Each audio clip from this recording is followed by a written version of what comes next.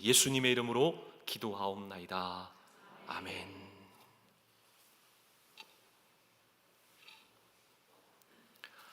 살아계신 하나님 말씀은 열왕기상 3장 4절에서 15절까지 말씀입니다. 제가 한 절 읽고 우리 성도님께서 한 절 읽고 마지막 15절은 다 함께 봉독하겠습니다. 이에 왕이 제사하러 기브온으로 가니 거기는 산당이 큼이라. 솔로몬이 그 제단에 1000번제를 드렸더니 기브온에서 밤에 여호와께서 솔로몬의 꿈에 나타나시니라. 하나님 이르시되 내가 네게 무엇을 줄꼬 너는 구하라.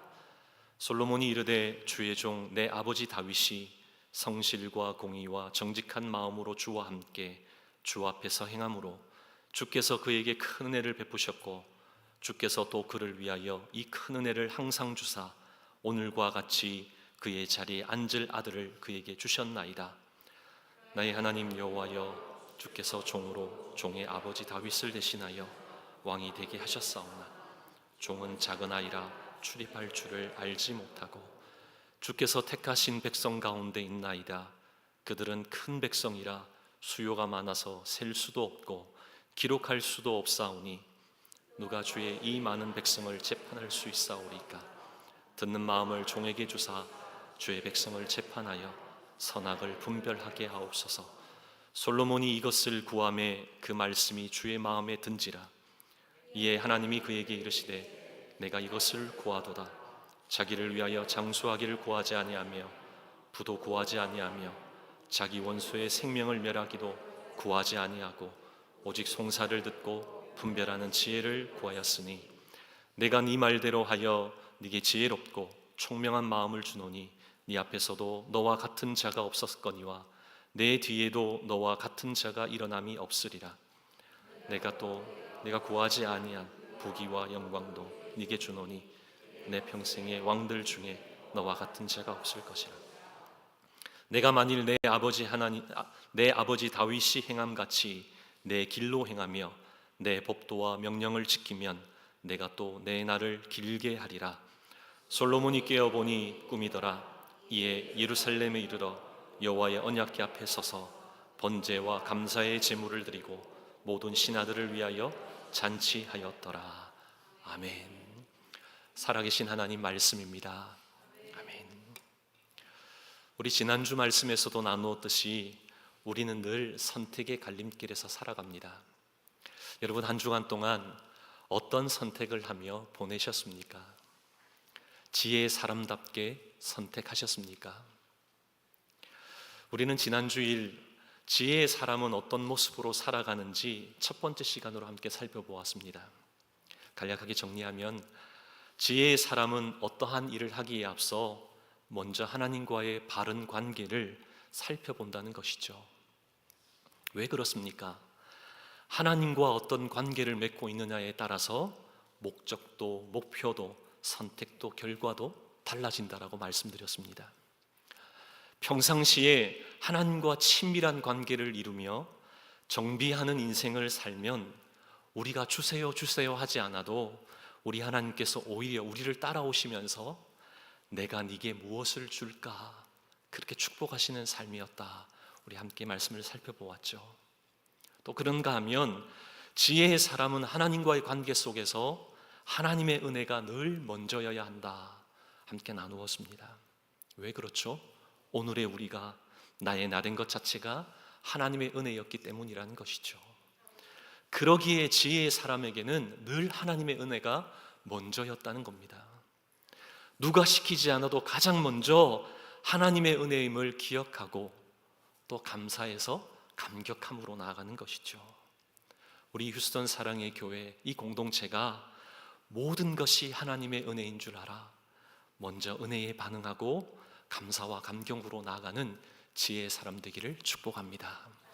오늘은 두 번째 시간으로 우리가 솔로몬을 통해서 배워야 할 지혜의 사람은 어떤 모습인가요?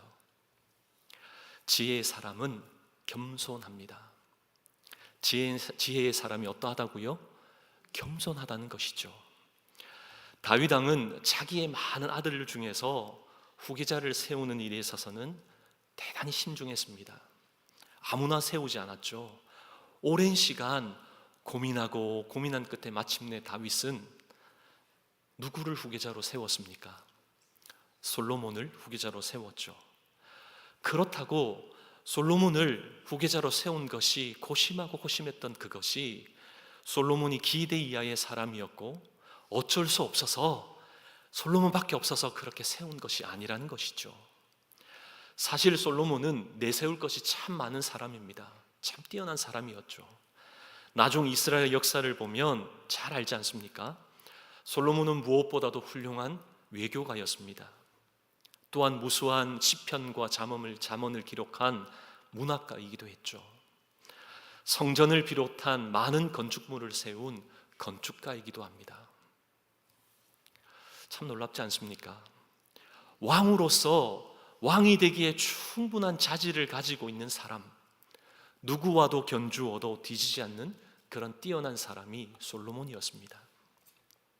그런데 그가 훌륭한 왕이 될 수 있음에도 불구하고 사람들 앞에서 자신을 뽐내거나 잘난 체하지 않았던 것이죠.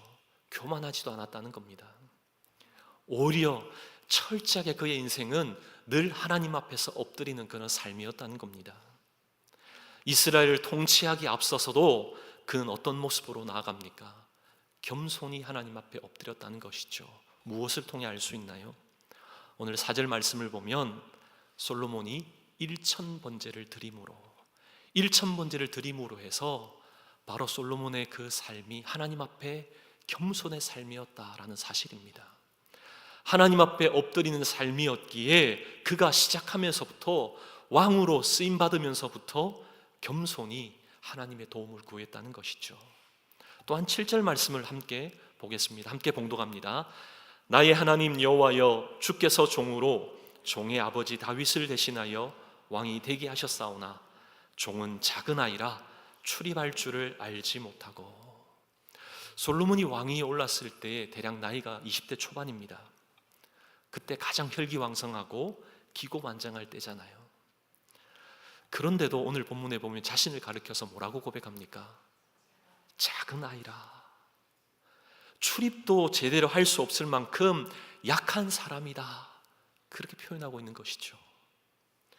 사실 여기서 솔로몬이 아이라고 표현한 것, 이렇게 고백한 것은 자신이 정말 나이가 어려서라기보다는 자기 겸비입니다. 하나님 앞에서 자신은 연소하고 경험도 없고 지식도 없음을 하나님 앞에 있는 모습 그대로를 아뢰는 것이죠. 우리가 간혹 나이가 지긋하신 분들, 연세가 있으신 분들, 삶의 경험을 가지고 계신 분들을 만나면 종종 이런 고백들을 하시잖아요. 지나고 보니 참 부족했다라고, 일평생 실수투성이었고 뭐 내세울 것도 없는 그런 연약하고 허점투성이였는데 그런데도 하나님이 사용해 주셨습니다. 지금의 이 모습도 하나님이 주셨던 그런 은혜였다라고 그래 고백하는 우리 그런 분들 만나게 되잖아요. 그런 분들이 왜 이런 고백을 하는 겁니까? 인생을 경험을 하다 보니, 시간이 흐르고 보니, 우리는 참 연약한 인생이구나, 진짜 인생이 무엇인지를 알기에 그와 같은 고백이 흘러나오는 겁니다. 반면에 젊은이들을 보면 어떻습니까? 좀 자신이 가장 많이 아는 것 같고 의롭고 무슨 일이든 다 할 수 있는 것 같은 그런 태도를 보이는 게 우리 젊은이들의 그런 모습은 아닐까요? 아무것도 모르다가 책 몇 권 읽고 나서 모든 걸 아는 것처럼 그렇게 오만한 그런 모습도 보기도 합니다. 아버지 어머니가 살아왔던 그런 삶, 자신은 그렇게 살지 않겠노라고 큰 소리치기도 하는 그런 세대들이기도 하죠. 의욕과 투지, 그것을 불태우며 기고만장한 그런 시간을 보내는 그 시기가 바로 젊은이 시기일 수도 있다는 것이죠. 이런 젊은 때 이 솔로몬은 그 시기 때 어떠했다라고 말씀합니까? 그는 하나님 앞에서 종은 작은 아이라, 출입할 줄도 알지 못한다라고 하나님 앞에 겸손하게 아뢰는 그런 예배자였다는 것이죠.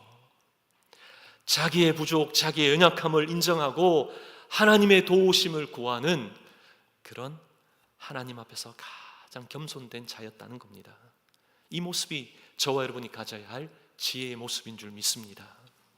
하나님 앞에서 자신의 연약함, 부족함, 자신의 무익함을 깨닫게 될 때 겸손하게 납작 엎드리게 되는 것이죠.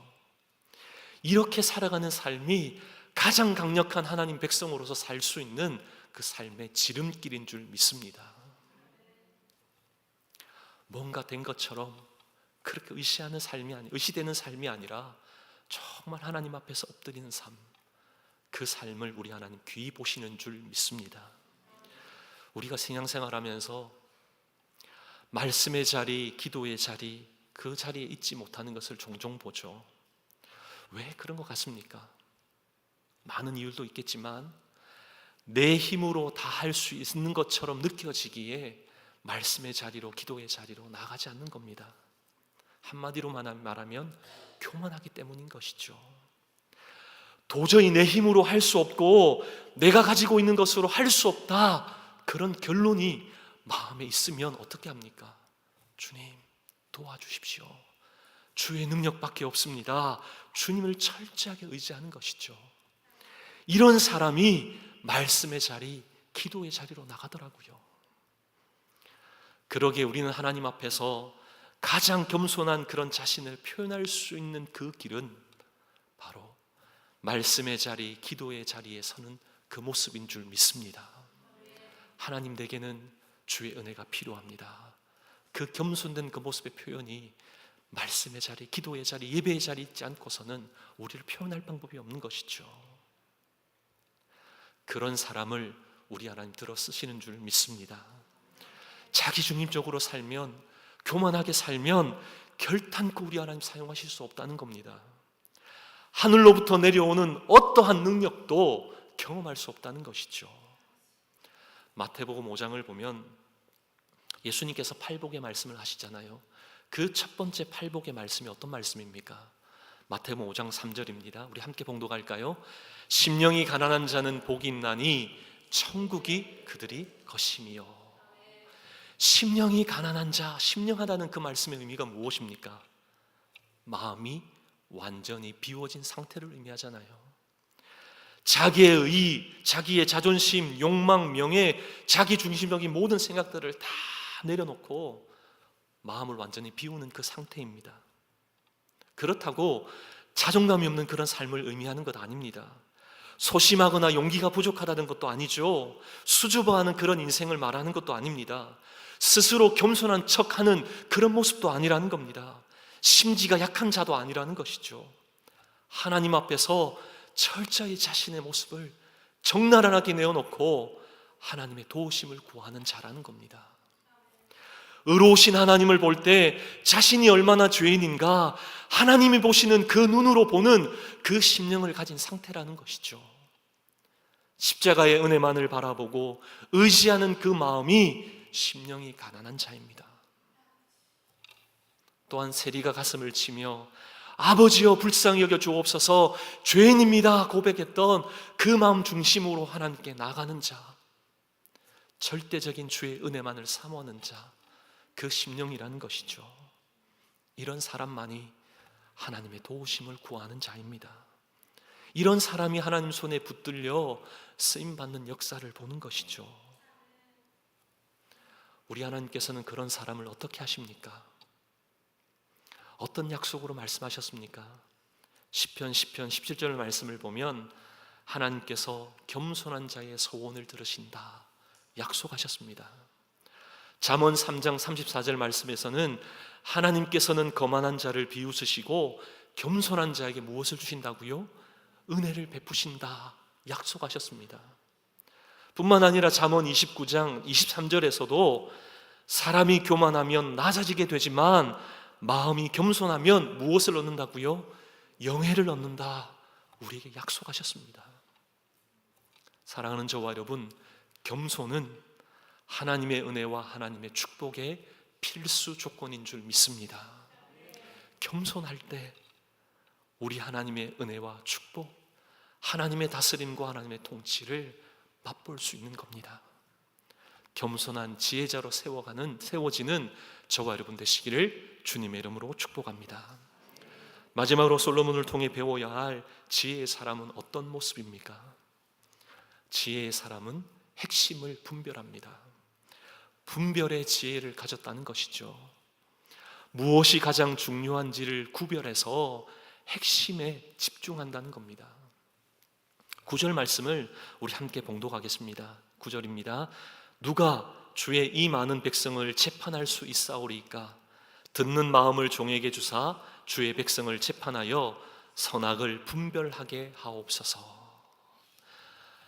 솔로몬이 하나님께서 내가 네게 무엇을 원하느냐, 구하기를 원하느냐 그렇게 물으셨을 때 솔로몬이 뭐라고 대답했습니까? 솔로몬은 단 한 가지만을 구했죠. 명예 주십시오, 부자 되게 해주십시오, 권력 주십시오. 이거 구하지 않았습니다. 백성을 위해 올바른 재판을 할 수 있도록 선악을 분별하는 지혜를 하나님께 구했던 겁니다. 가장 중요한 것, 핵심을 구했다는 것이죠. 그것 우리 하나님 들으시고 솔로몬에게 주셨잖아요. 우리가 만나는 사람들 중에 어떤 사람에게 당신은 삶의 목표가 무엇입니까? 그렇게 물었을 때 정확히 딱 한 가지를 말씀하는 분들이 있습니다. 이런 분들은요, 내공과 실력이 갖춰져 있는 사람입니다. 어떠한 일도 해낼 그런 사람이라는 것이죠. 반면에 너절하게 많은 것을 말하는 사람이 있습니다. 이것도 저것도 다 하고 싶다라고. 고수가 아님을 스스로 드러내는 것이죠. 우리의 신앙생활에 있어서도 한 가지 가장 중요한 핵심에 집중하는 것이 너무나 중요한 신앙생활이라는 겁니다. 저와 여러분이 이 시간 드려지는 이 예배에 집중할 수만 있다면, 말씀과 기도 가운데 집중할 수만 있다면 그 삶은 파워풀한 줄 믿습니다. 세상에서도 거침없이 믿음의 사람답게 살아내게 하실 줄 믿습니다. 솔로몬은 한 가지, 주님께 집중되어야 할 것, 그것 한 가지 구했던 것이죠. 붙들었다는 겁니다. 하나님, 제게 주신 이 사명 잘 감당할 수 있도록 분별의 지혜를 주십시오. 이렇게 구했다는 것이죠. 그러자 우리 하나님이 뭐라고 말씀하셨습니까? 10절 말씀입니다. 솔로몬이 이것을 구하매 그 말씀이 주의 마음에 든지라. 아멘. 솔로몬이 구한 것 누구의 마음에 들었다고요? 주의 마음, 하나님 마음에 들었다는 겁니다. 주인의 마음에 들었다는 것이죠.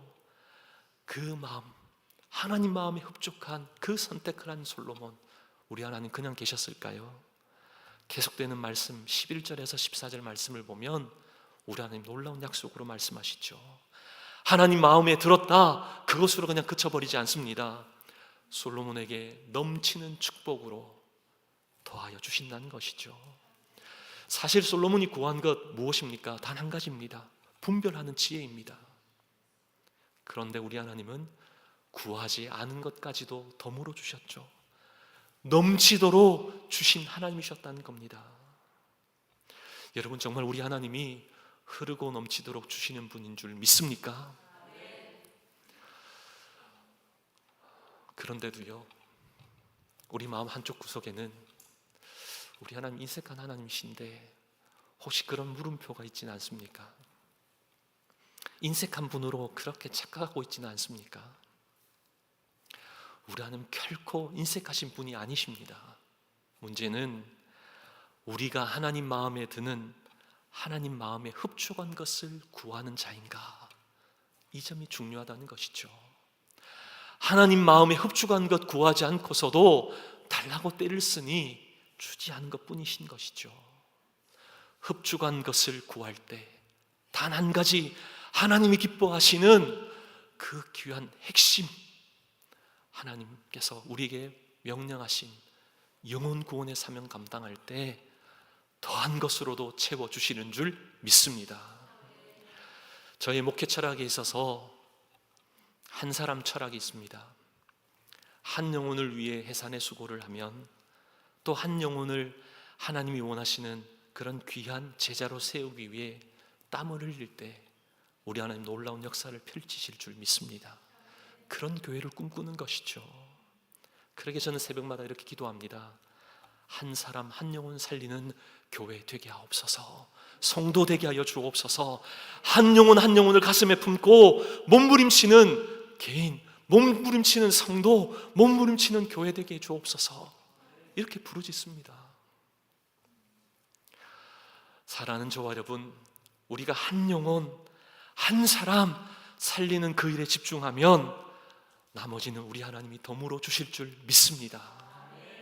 한 가지 붙들고 한 가지에 매진하고 한 가지에 충성하다 보면 나머지는 우리 하나님께서 흐르고 넘치도록 채워주실 줄 믿습니다. 예수님께서도 분명히 말씀하셨잖아요. 마태복음 6장 33절 말씀, 우리가 잘 아는 말씀입니다. 우리 함께 봉독할까요? 그런즉 너희는 먼저 그의 나라와 그의 의를 구하라. 그리하면 이 모든 것을 너희에게 더하시리라. 아멘. 많은 분들이 이 말씀을 보고 우리의 삶의 우선순위에 대해 말씀하시는구나. 근데 이 말씀은 우선순위의 문제에 대해서 말씀하시는 건 아닙니다. 우리의 삶 전부를 요구하시는 말씀입니다.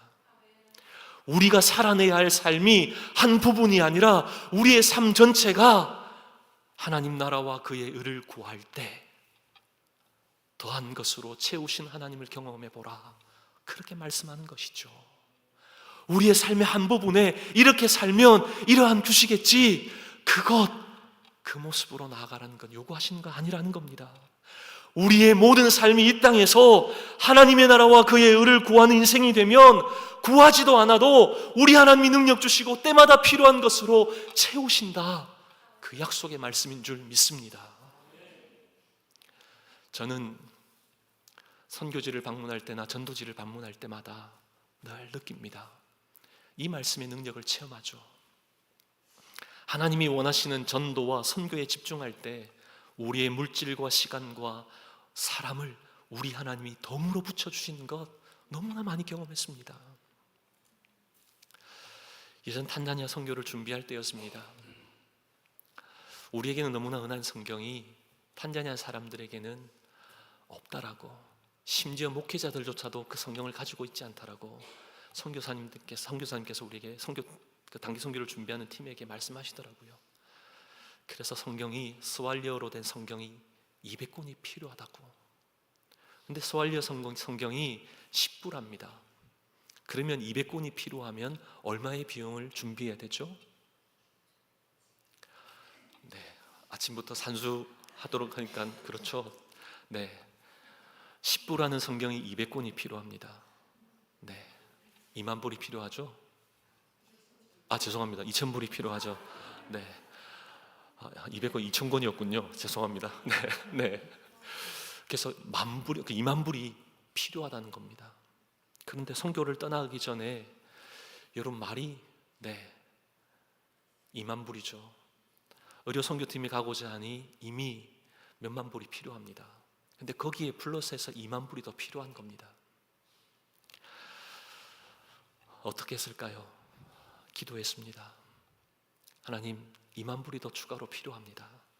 놀라운 것은요, 느닷없이 한 성도님께서 새벽에 기도하는데 하나님께서 탄자니아 선교를 위해 헌금하라고 그런 마음을 주셨다고, 그런 헌금하셨어요. 저희는 얼마가 필요하다 한 번도 말한 적이 없습니다. 얼마를 헌금하셨을까요? 2만 불이었습니다. 정말 놀라웠습니다. 그것뿐만이 아닙니다. 캄보디아 선교를 갈 때 의료팀에 필요한 사람들 필요하기에 구했습니다. 그런데요, 교회의 멤버들이 채워지지 않으니 캘리포니아에 있는 사람들까지 하나님께서 의사를 보내주셔서 캄보디아 의료 선교를 가게 만드시더라고요. 그렇게 선교를 갔습니다. 근데 선교지에서 어떤 일이 있었냐면, 초등학교 2학년 한 소녀가 심장에 그 혈류가 피가 역류하는 겁니다. 그러면 심장이 언제 문제가 생겨 멈출 줄 모르는 것이죠. 그러기에 너무나 가난하기에 병원 한 번도 가지 못했는데 그때 진찰하는 가운데 발견됐던 겁니다. 그래서 그 캄보디아에 있는 그 조그만한 그 병원에 잠시 방문해서 찍어보니, 검사를 해보니 빨리 수술을 해야 된다는 겁니다. 근데 비용이 10,000불이 필요한 겁니다. 이제 선교지 당장 그런 비용이 없잖아요. 선교를 마치고 돌아왔습니다. 선교팀들이 모여서 하나님, 만불이 필요해요. 어떻게 하죠? 기도했습니다. 여러분, 선교 가기 전에는 얼마든지 필요하다라고 홍보도 하고 요청할 수도 있죠.